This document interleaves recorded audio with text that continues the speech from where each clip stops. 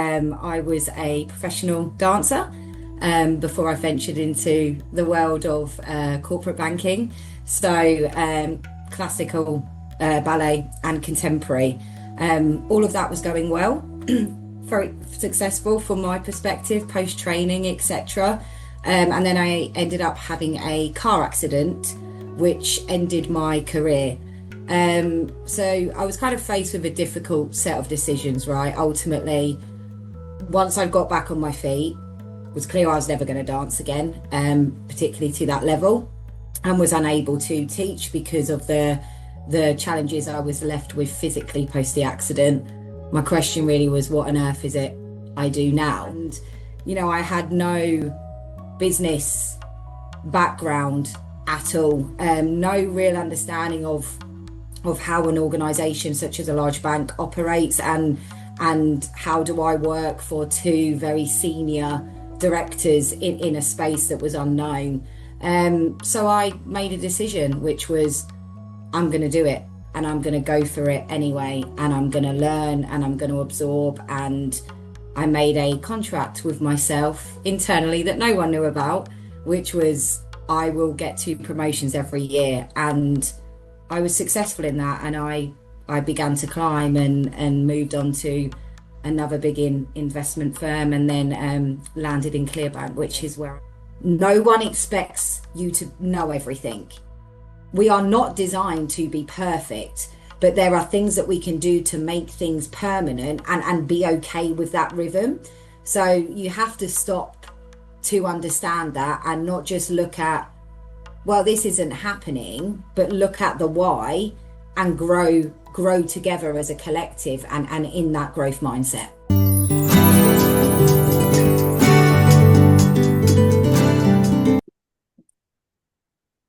Hello everyone, welcome to the new episode of Professionals Unplugged. I am your host Utkarsh Shukla, and today we have Stephanie with us. Stephanie, thank you so much for joining in. Thank you for having me. So let's start with a very basic question. Can you please introduce yourself to our audience, like who you are, what work you do, anything you want us to know about you? Sure. So I'm Steph Giles, Head of Product and Engineering Ops at ClearBank. So really my role and my team's role is we sit at the heart of product and engineering efforts. I think probably the best way to describe it is if you think about it from an air traffic control perspective. So 360-degree view of what's going on across that entire product build life cycle. And really we're there to ensure that everything runs smoothly as you'd expect from an air traffic control perspective. The team act as glue across the organization and kind of works on connecting and bringing all parts of the organization together. It is a very outcomes driven based role, and my team are very outcome driven. We really look to push boundaries to achieve maximum efficiency and effectiveness, remove those obstacles, and define the strategic direction and pathway for product and engineering. So really it's an ecosystem driving seamless collaboration, innovation, and top performance. So that's a bit about me and my role. That looks really great, and it's really interesting what we are hearing. But can you just take few steps back and tell us, like, how do you land up on this job? What's your background journey about it? Any story that you like to share from your journey? Yeah, sure. So my career was very different to where I am today. I was a professional dancer before I ventured into the world of corporate banking. So classical ballet and contemporary. All of that was going well, very successful from my perspective, post training, etc. And then I ended up having a car accident, which ended my career.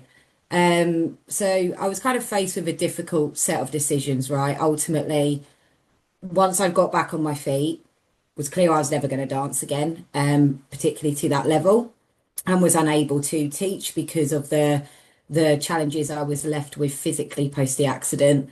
My question really was, what on earth is it I do now? So I applied for a series of jobs, ended up with a job in hospitality, as well as a job as a PA at a large bank. And fundamentally, I made my decision based on what it was I was going to get paid, and went into the job as a PA. It was quite a shock. It's probably safe to say from my perspective. I'd come from a background where you turn up in baggy clothes, you sit down on the floor, your body is your tool, right? That's what you use as your profession to going into a space where it's absolutely unacceptable to sit on the floor. So you're going to have to adjust to that. And, I had no business background at all, no real understanding of how an organization such as a large bank operates, and how do I work for two very senior directors in a space that was unknown. So I made a decision, which was I'm going to do it, and I'm going to go for it anyway, and I'm going to learn, and I'm going to absorb. And I made a contract with myself internally that no one knew about, which was I will get two promotions every year. And I was successful in that, and I began to climb and moved on to another big investment firm, and then landed in ClearBank, which is where I'm at today. So yeah, not necessarily the predicted or expected route, but that's why I am where I am today. I think it's really an inspiring story. Kudos to you, like after having a setback in your life and now being the director of operations and engineering, right? It's a really a big step, right? So Yeah. I would just like to ask you a few things on it. Like when you had your car accident, right? So what was the main thing in your mind when you thought of like you can't dance anymore, or like you can't dance at that level anymore, right? And Mhm. how did you manage to cope up that thing? Because many times in our life, like we have small incidents, like not as large as you, because car accident is a big thing, right? You had your career change, right? But for anyone like sometimes we felt very demotivated with small incidents, right? And a story like you, it's really inspiration for me as well. So can you just tell us like how you keep your mind in a positive way, and how you deal with negative thoughts, or how do you keep yourself motivated? Yeah, so I think it was a journey, right? To be really clear with that. And it was something new that I'd never experienced before, going from a place where I was extremely active physically to the point that that was my career, and very much my identity as a dancer. People, we ask each other when we meet each other, what do you do? And I'm a professional dancer, and that was my entire world. To then, okay, actually, that period of my life has finished. So I knew I had to make a choice. I think that it was, in all honesty, it was very challenging, and there were periods that were particularly dark from a mental health perspective, and an emotional kind of grieving perspective. But also, the choice that I made was you can do something. You still have the ability to find your place and what is achievement and success for you, but it's going to take work. And I think, I was very lucky with the surgeons and the professional medical help, people like professionals I had around me who, really supported that and believed in that. And also, I think that the my experience, the body is an incredible thing, right? Once you start to see actually how how much your body will respond to treatment, and learning to be able to move again, going from a place where I couldn't move, and those little wins really add up. And that enabled me, I think, to adjust and keep going. I think resilience is a fantastic tool, and it's something that I have gone on to use both in my professional life and my personal life. And the car accident got me to that point. And I'm also very grateful. I did something that I adored for a sustainable period of time, and had fantastic experiences because of that. And I grew significantly as a person, both within that and then coming through the other side and kind of swimming to shore, for want of a better word, with where I'm at now. So my advice would be keep going, keep going. Right. I think that's the most important thing in our life. Like lives keep going and you need to keep going with it as well, right? Yeah, absolutely. Correct. And when did this accident happen? Like how many years ago? If you can, Nearly 8. 8 years. Yeah. So Right. yeah, almost 8. Makes me feel old. Right. And now talking about your journey in the fintech world, right? So how did you started it? Like you told us, like you started with the assisting directors of a companies and then shifted the company, right? And now at ClearBank, right? So how Mm. was it for you? Because you are completely new to this world, like the fintech world, or it's completely a different industry from what you were doing, right? So how Yeah. did you pick up your mind, and how much efforts do you think you have put in for the same? So I think it's not, I think, I mean, my experience is, again, it comes back to a journey. I look back now at the version of myself for that period of time I was when I first went into it to the middle kind of section of that, and then to where I am now, and they're vastly different, right? We are incredibly multifaceted as human beings, and we experience different things at different times and have a multitude of emotions going on.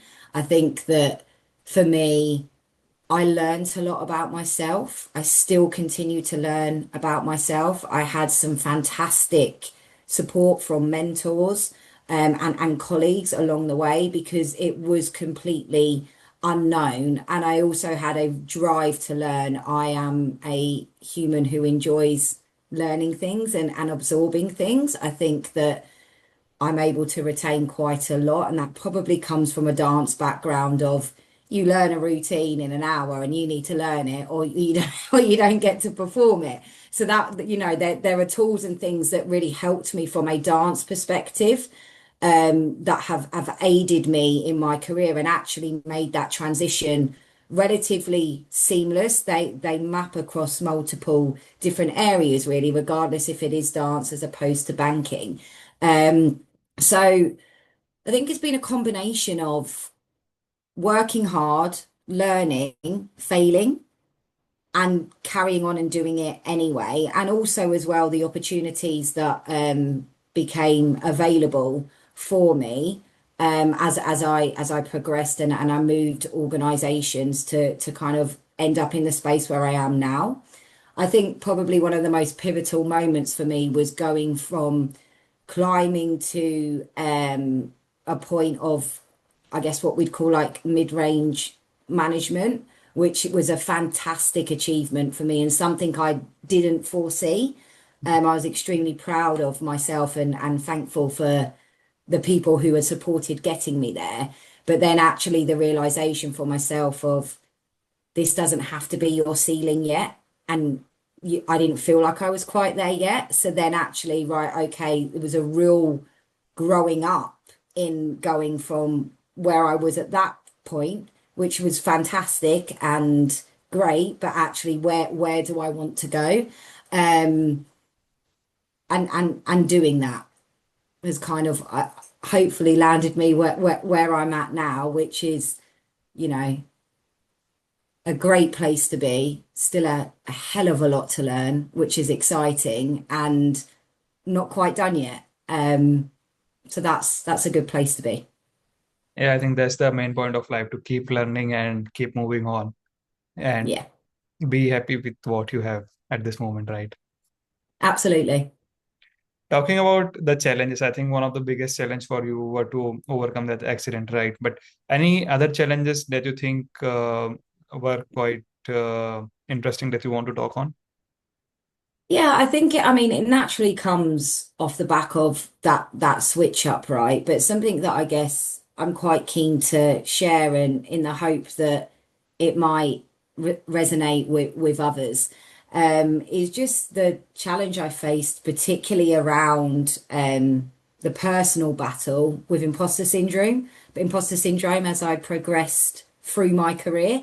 And, I was in a place for a very long time where I wasn't open about where I had come from. I almost felt at times a bit like a fraud because I didn't have that background, and my background was so different, and I had a real sense of, am I good enough to sit at this table with these wonderfully talented human beings? And I think, it's fair to say I've struggled with that at different levels of intensity throughout my career. It's still something that is present for me today.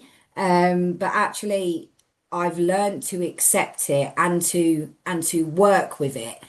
So I'm a real advocate for being able to work with something that for yourself you might see particularly did as a bit of a weakness, but actually how do I drive out information from this, and why am I feeling like I'm feeling right now, and what is it that's going on, and how can I lean in and learn from the other people around me. And the real change for me was actually taking confidence in who I am and where I came from, and not shying away from that, but using it as a bit of a navigational guide, really, and also allowing other people to see those parts of you because they're important. You work with each other day on day, and it gives them context as well as aiding you with context that you need to continue to do what it is that you're doing. I think really I've learned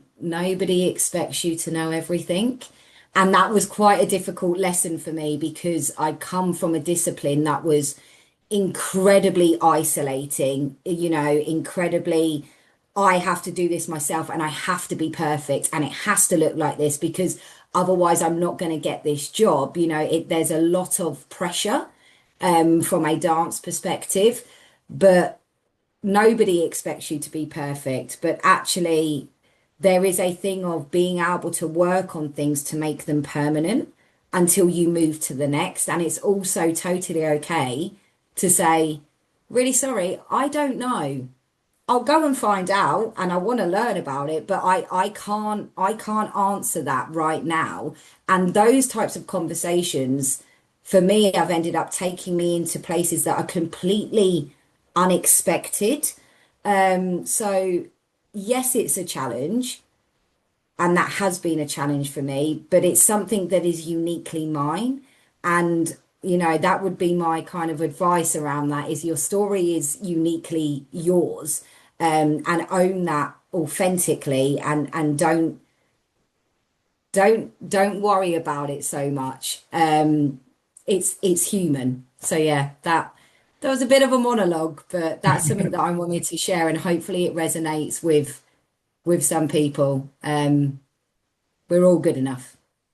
I think everyone can resonate with it. I was also able to resonate when you said, like, when you are in a position where you feel like you are the one who knows pretty less than the other people surrounding you, right? I think this is something that Yeah, all of us feel whenever we are in a new company or we are in sure. a room full of talented people, right? So it's really interesting to know your point of view, and it's pretty good, the one that you shared with us, right? And I think that's why you are at a level where you should be right now as a director of operations and engineering, right? Yeah. I've been exposed to some fantastic people, and I've learned a lot, which is great.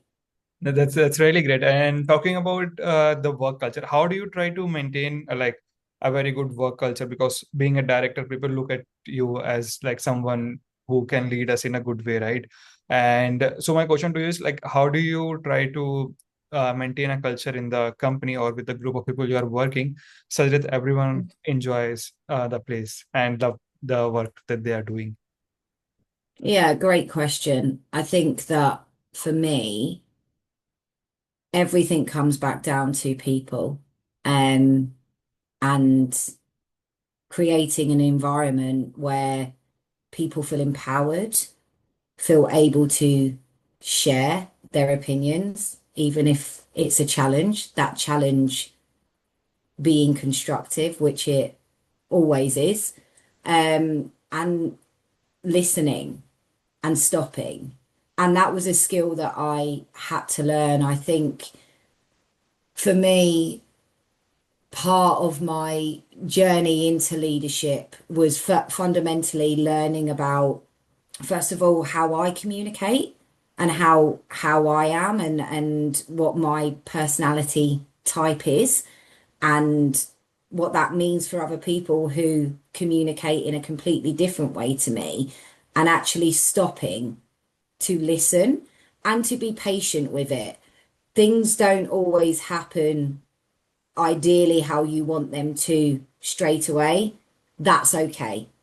As long as there is commonality in like being a cooperative with one another and an openness to collaborate and a space where people feel safe to do that, including myself, those are the ingredients for me that you need. Everything comes back to people, and I think that's the most powerful thing in any organization are its people being the DNA.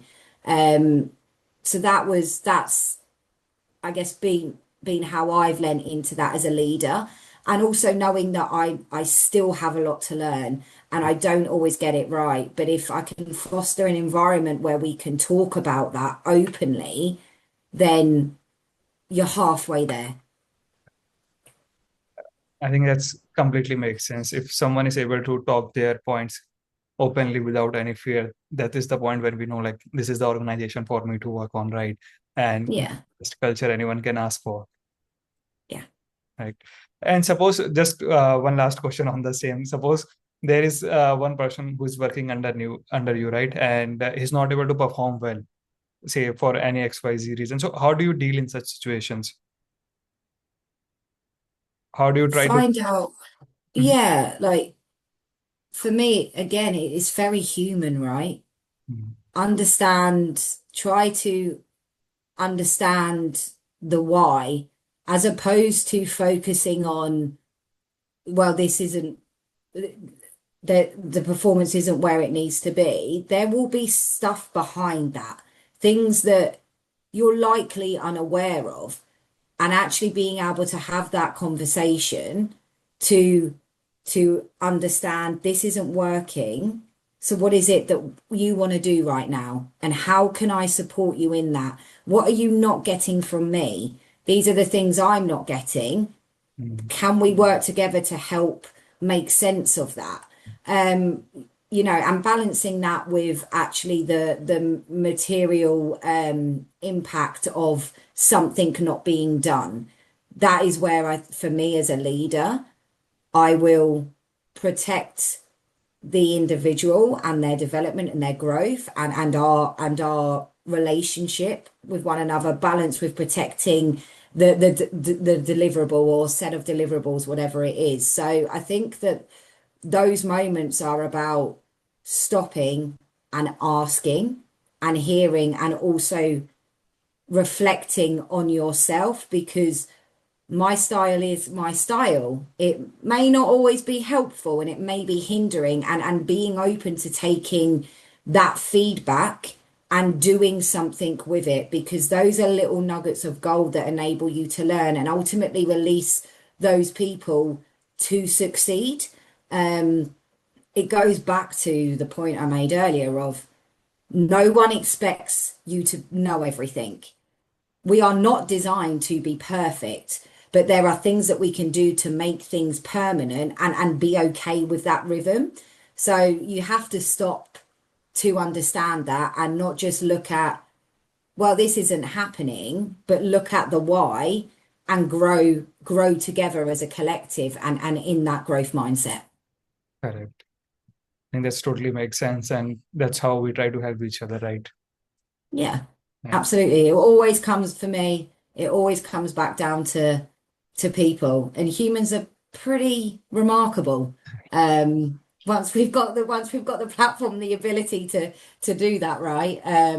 That's an incredible place to be and massively rewarding. Right. So, what's your dream right now at this point of life? I would like to write a book.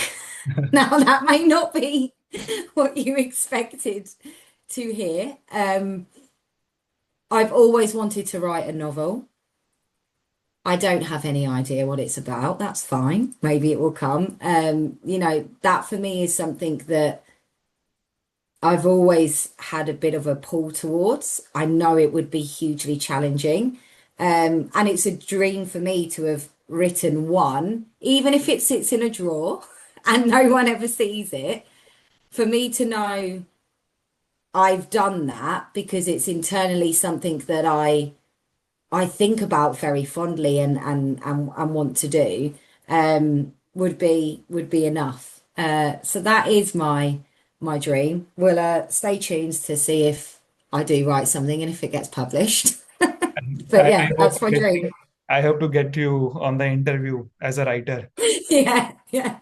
I mean, it'd be great to have some ideas. At the moment, they're just a flurry, but that's fine. It's all internal. You can also write on your story as well. Potentially. It's Yeah, great. potentially. But no, that is my dream. I'd like to write something. Yeah, that will be not easy for you, but yeah, a good idea. No, yeah. So last but not the least, what advice do you follow in your life? Like one you already shared with us, but anything else that you Yeah. share? So that's a hard question, right? Because I think for me, it's challenging to nail down. There's so many points of advice that people have given me or that I've read or that I've come across throughout my life, I guess, and over the years. But really, I'd say the one thing that I is a real mantra for me and I do return to. Sometimes it's a little bit less frequent, but I do always end up back there is ultimately someone once told me that we save ourselves and we have a simple choice to make, yes or no. Right. That has been particularly significant for me and still is, and something, as I say, I tend to always return to. And I think for me, that holds a lot of power. So yeah, that's the advice I guess I always end up wandering back to. That's really great. And I hope you keep following the same and keep inspiring all of us. So thank you so much, Steph. Thank I think it was really lovely to talk to you. Time just flown like we have been talking for last 30 minutes, but it seems like just two or three. So thank you so much again for sharing your story and hope to do more episodes with you as a writer as well. So you. We thank shall see. Thank you so much for having me. you.